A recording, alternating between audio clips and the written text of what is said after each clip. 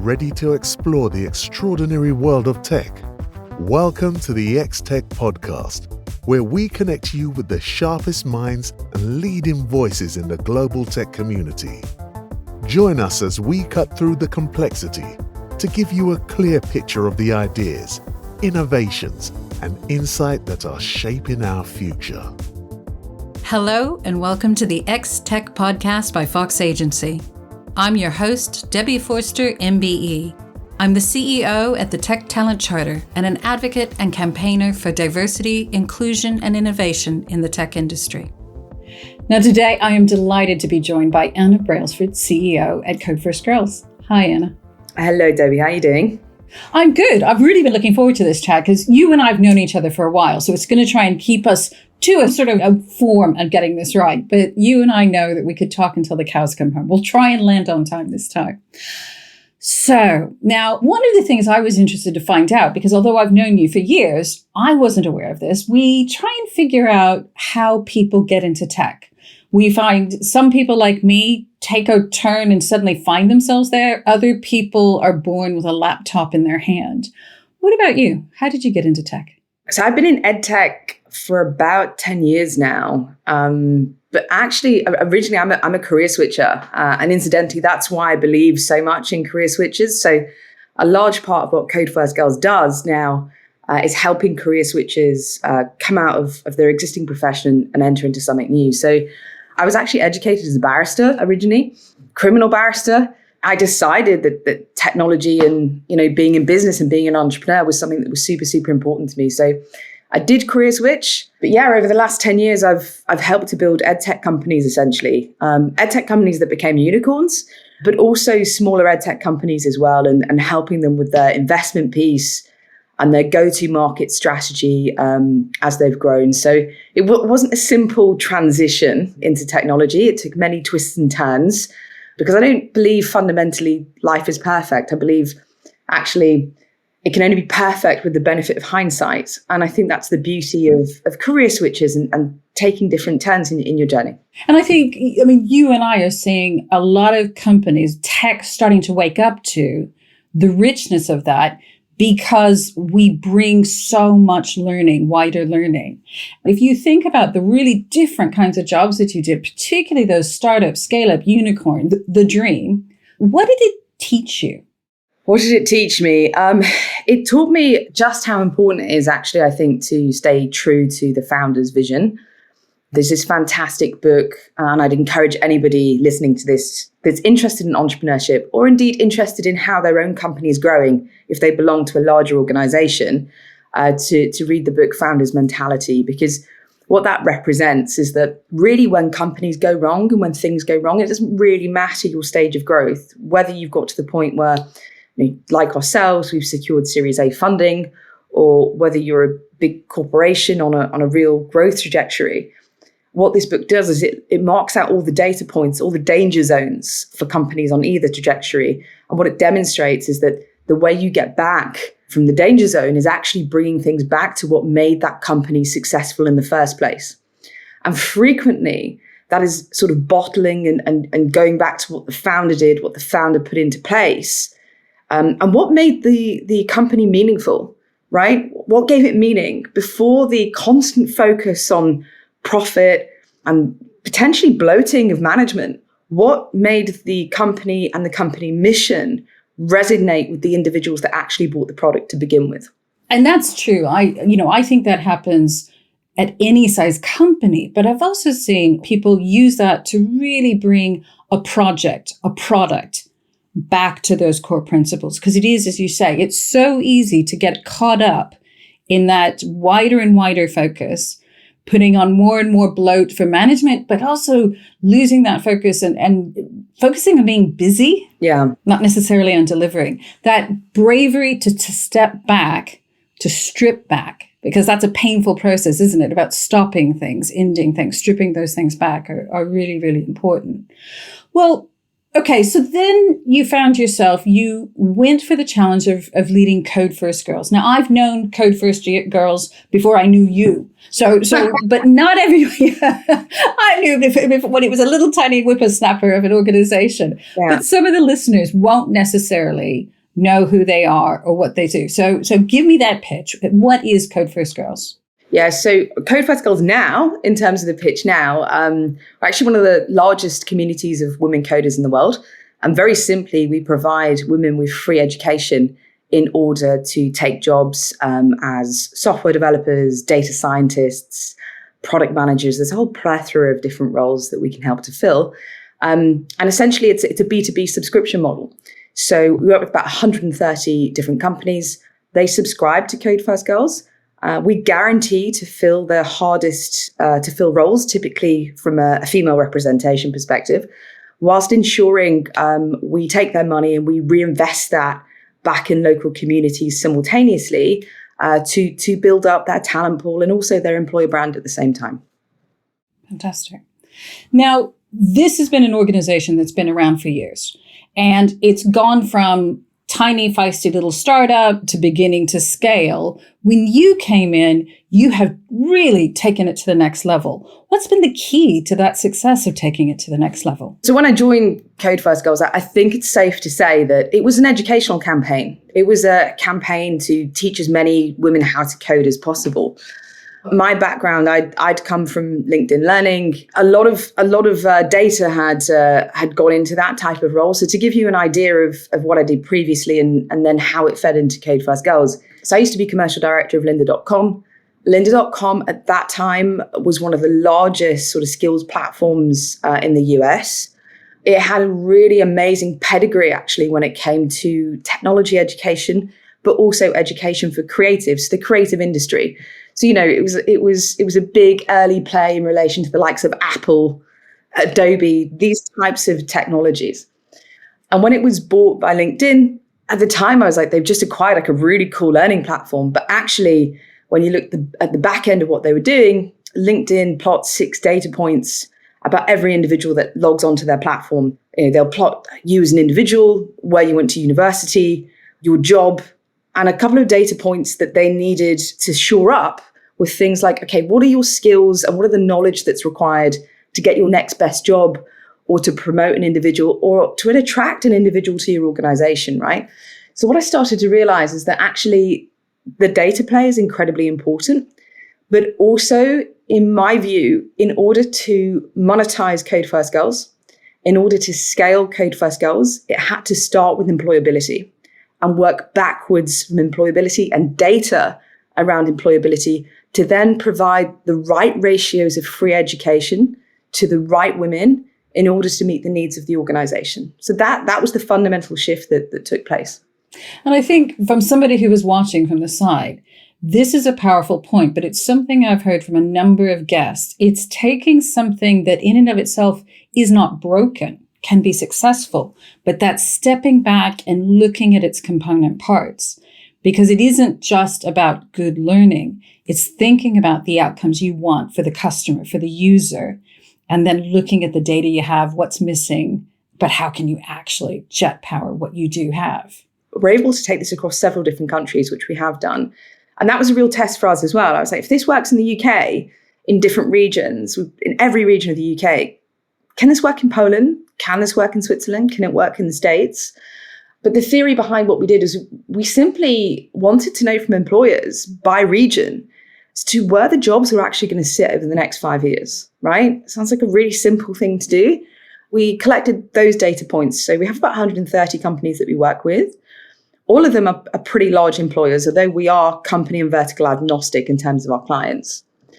So we collected those data points and then we matched that by region and we matched it by skills gaps. So the skills and creating almost like a skills taxonomy around what was actually needed to be able to take those jobs of the future.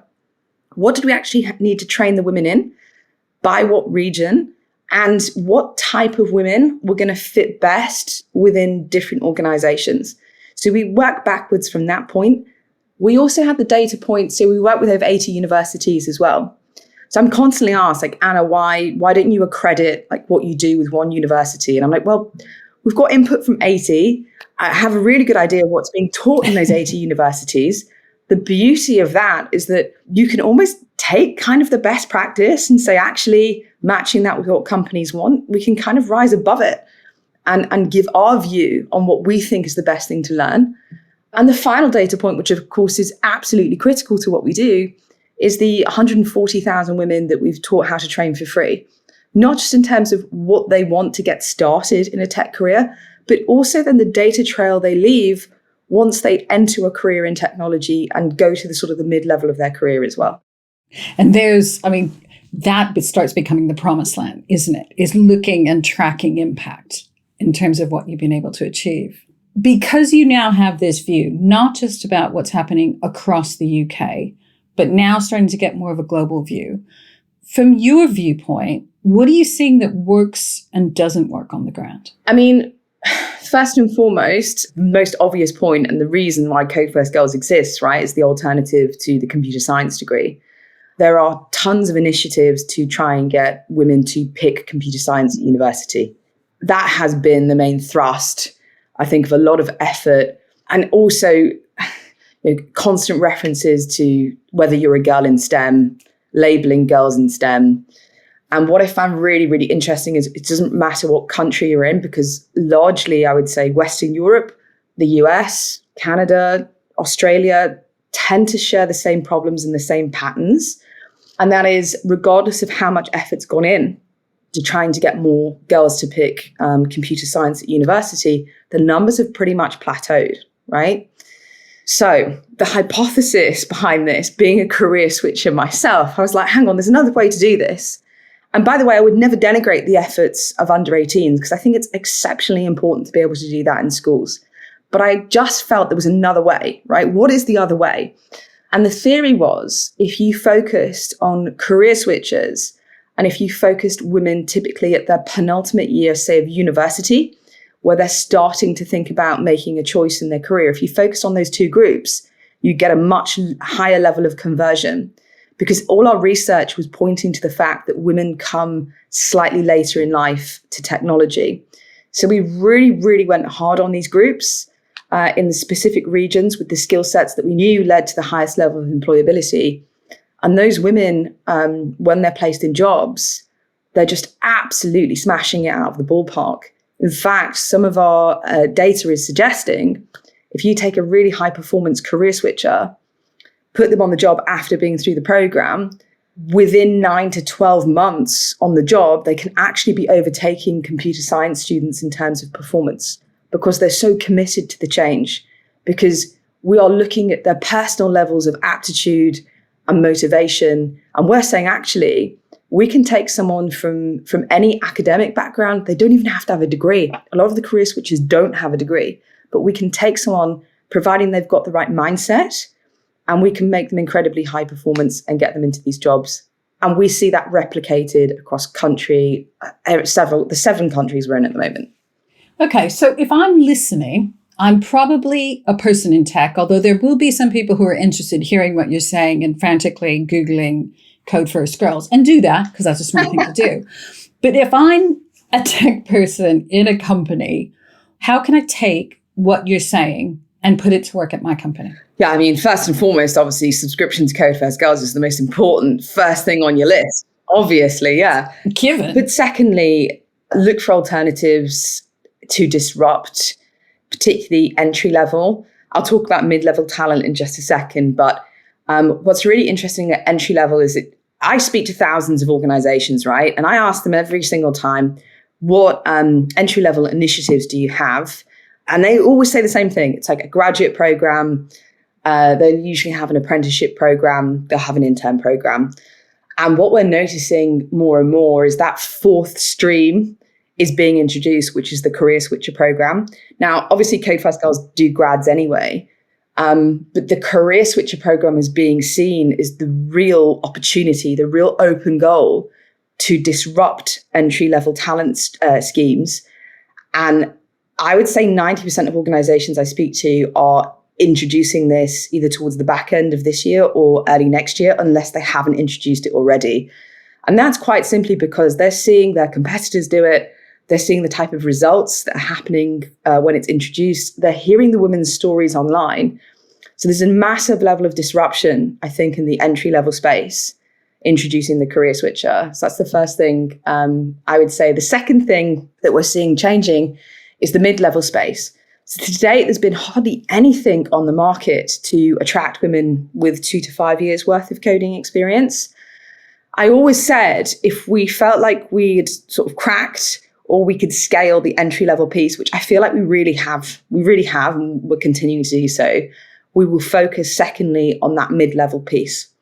Because on the whole, if representation at the entry level is around about 17 to 20%, depending on the industry, at mid-level, probably more likely to be around 7%. So 50% of women will drop out of tech by the age of 35. It's huge. And Tech Talent Charter did some similar research, and it plummets for women, but then it falls off a cliff if you happen to be not being white.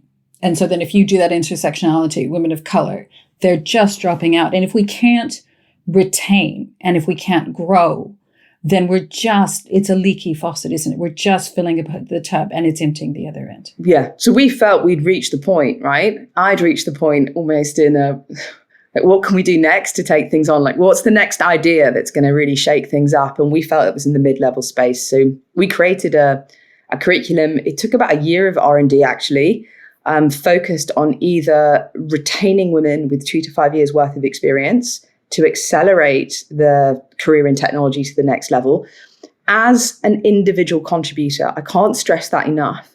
There's a ton of management courses out there, but there's hardly anything that focuses on enabling women to be outstanding technical individual contributors, either retaining those women, showing them the next step in their career, or alternatively attracting women with 2 to 5 years worth of experience. So that's literally just been put out to market as the kind of next challenge where we see employers really shaking up the space.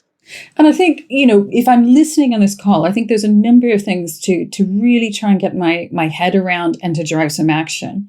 One, realizing what a smart move and that this bus is already leaving the station in that respect. But it takes a different mindset, doesn't it? Because as you said, you go out to the companies and they do the same things the same way. And what's the definition of insanity? Doing the same thing again and again and expecting a different outcome.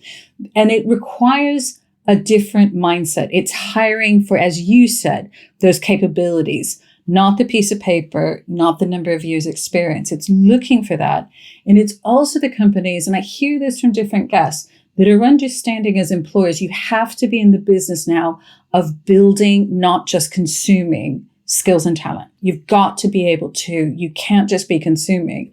And I think in terms of what you're doing, that shift to understand this wider pool of people and companies that realize it doesn't even have to be just external. It's looking at your existing workforce. And we're in a time where lots of companies are thinking about laying people off.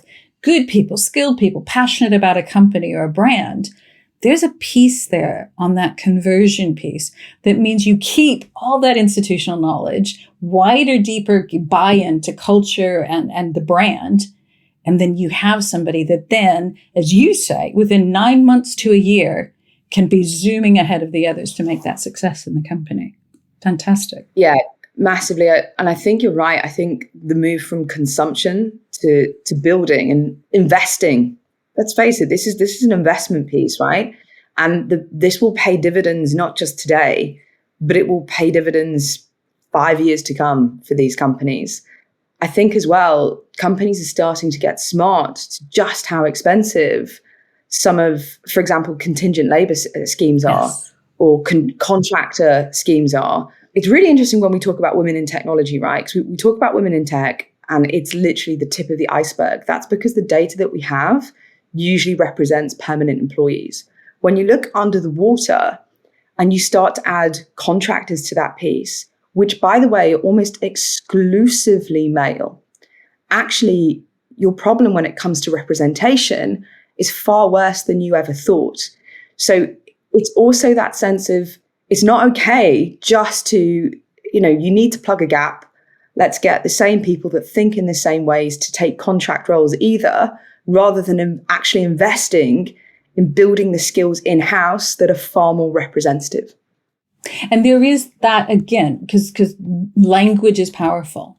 Because too often we look at things like this and we're describing it as a cost, not an investment. Yeah.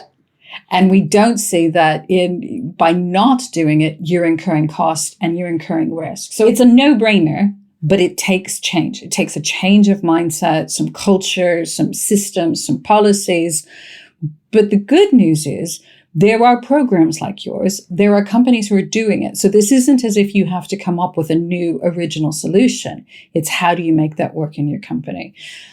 Reason number 625 why I love working with Code First girls. So, but okay. And as a woman in tech and a woman who career changer to come into tech, when you look beyond the horizon, look what's beyond just what's happening for Code First girls. What frustrates you and what is giving you some hope or inspiring you? So let's start with the bad news. When you're looking at the tech horizon, what's worrying or frustrating you? I mean, I think I've said this to you before, Debbie. It's the narrative around that AI is going to completely destroy the universe, right? And I really shouldn't do this, but when I look at something like Twitter and the number of comments that come through that, AI is going to blow up everything and nothing's going to exist anymore. And I just think that's far too simplistic a view of that type of technology. I mean, the first thing that we've got to do is we've got to be able to understand how to use it. The second thing that we've got to be able to do is understand the data sets that go into creating it. And then the third thing we've got to do is make sure the individuals that are actually making it are representative of society, right? Amen, sister. Preaching on. It's not just the technology in itself. It's the component parts that go into the technology and how we make sure it's ethical, how we make sure that it's built from a multiplicity of views, and how we actually build to accommodate and embrace that technology, right? I always think you should embrace new technologies. You've got to find a way to be able to do that and to be able to do it safely. So no, I don't think it's going to take over the world. But where it does pose massive dangers is the human element to the technology. It's actually not the technology. It's how it's harnessed and executed by human beings. And it's up to us. We have the moral responsibility to make sure it's used correctly and to make sure it's representative. And I think this is the heart of what we need to be. If we are anything in and around tech, there is that imperative. We cannot wait for someone to save, to regulate, to fix. We can't just hope the bad players are quietly taken off the piece. If we want to do this, technology, whatever its form, is a tool.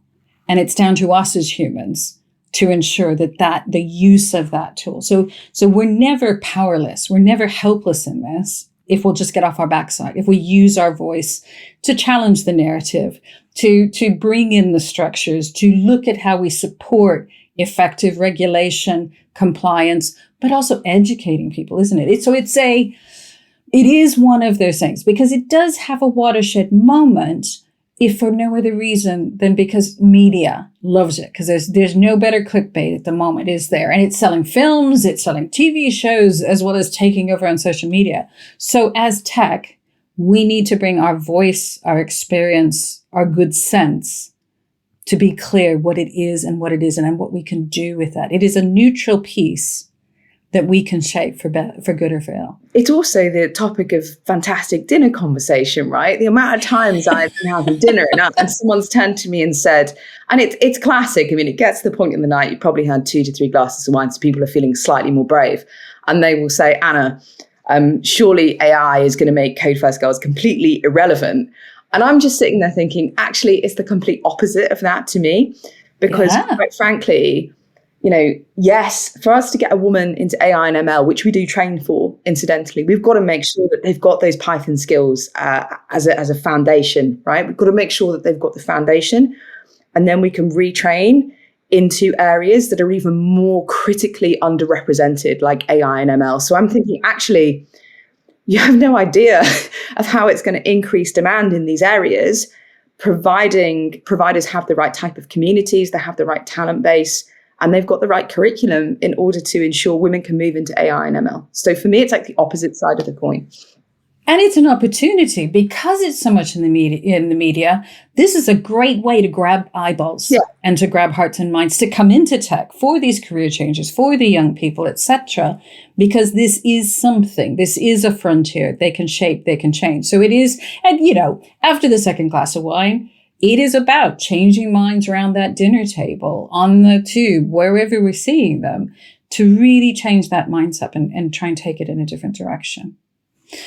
Okay, well then what do you look at that you deep down think, that's kind of cool, or that inspires me? This is excellent that it's happening in tech.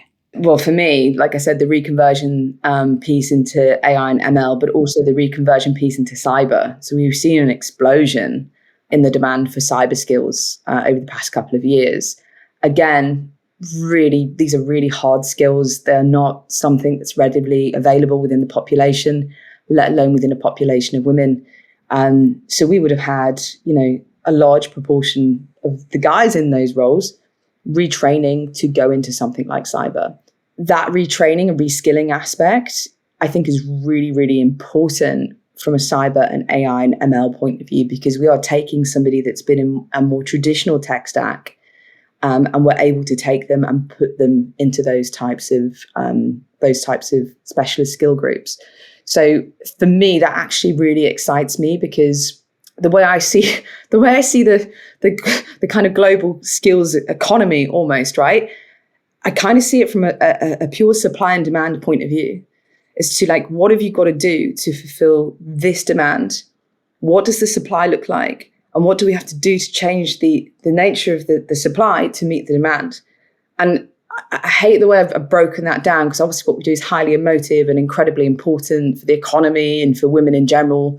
But when you break it down, it is a pure supply and demand issue. And there's answers in there. It's just a question of how you use data and how you match the supply and demand up. It's interesting, as I've been, working on the podcasts, that golden thread. If there is one thing throughout every aspect of tech, every person I'm talking to tech, it is the understanding that value, gold mine of data. And it's not even a matter of we've got to go out and get more data. It is understanding that data and really knowing and using our data can unlock all manner of things, whether it be training, whether it be successful products, etc. Okay, so now when you're not driving Code First Girls to global domination for good, Anna, what are you reading, listening to, going to that inspires you? What am I reading at the moment? So I finished Shoe Dog not so long ago. And I find it really funny. So when I go on holiday or I have a break, for some reason I have to have a book with me. And I think that's because, I don't know, I want my mind to still be active, but I want to focus on other things. So actually creating that time enables me to open my mind up to different ways of thinking, right? So I really, really enjoyed Shoe Dog because I think it's written from the mentality, obviously, of a founder. It's written by Phil Knight. You have this impression that Nike's this unbelievable company that's always been mega successful. And the way he describes the first couple of years, there's so much humor in it. And you think, no, that didn't happen to him too, because the amount of war stories you have as a founder is absolutely absurd. You have to be able to laugh or you just cry. And there's this point at the end of the book, I can't remember it verbatim, but it's one of the best sort of quotes that I've heard in a long time. And he said, listen, if you are a disruptor, if you if you want to be subversive around your space, which Nike was, right? It was deeply subversive. They changed the game. Yeah, they did. If you want to do that, be prepared to put your head above the parapet and be prepared to have a target on your back. And he kind of makes the point that that's going to happen and you have to be brave enough to do that. But if you do that and you do that well, and you've created something fantastic in the meantime, you are doing something that will give you meaning and purpose in your life that will be unrivaled. So it's, really, really great book. And it sounds great to hear the meaning and purpose beyond the money, to what makes it. And it's why I love having the podcast, to hear people like you, what makes you tick. Super. We'll all add that to our list to read. Amazing. Okay. So listen, Anna, once the podcast is over, we can carry on talking. But I'm going to have to release the listeners out back into the wild. So thank you so much for joining me on this episode of X-Tech. Thank you very much. Thank you for listening. If you're a tech innovator and would like to appear as a guest on the show, email us now at xtech@fox.agency. And finally, thank you to the team of experts at Fox Agency who make this podcast happen. I'm Debbie Forster, and you've been listening to the X-Tech Podcast. Keep exploring the world of tech. Subscribe to our podcast and never miss an episode. To discover more opportunities for global B2B tech brands, visit fox.agency today.